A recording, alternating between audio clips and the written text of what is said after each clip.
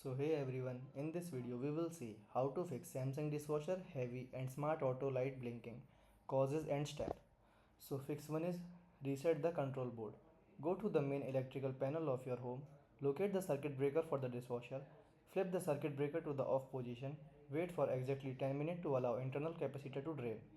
Flip the circuit breaker back to the on position. Second fix is clear the sink and disposal. Turn on the sink faucet and run hot water. Activate the garbage disposal for 10 seconds to clear any food blockage. If the disposal is new, check the inside nipple for the metal knockout plug to ensure it was removed during installation. Third step is inspect the drain hose under the sink. Open the cabinet under the kitchen sink. Examine the corrugated plastic dishwasher drain hose. Straighten out any kinks, bends, or pinches in the hose.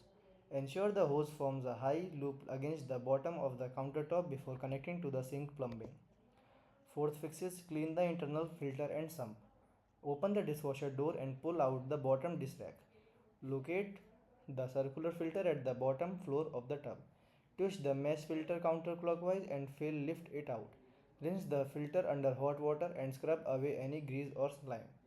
Reach your finger into the exposed drain hole, feel for and remove any taps, bones, glass or debris. Twist the clean filter back into the place clockwise until it clicks. Fifth fix is dry the leak sensor pan. Turn off the water supply and cut the power at the breaker. Unscrew and remove the bottom kick plate panel at the front bottom of the machine. Check the base tray for standing water or a floating styrofoam disc. Use a sponge, power towel or a wet dry shop vacuum to dry the base pan completely. Allow the base pan to air dry through before restoring power. Thanks for watching.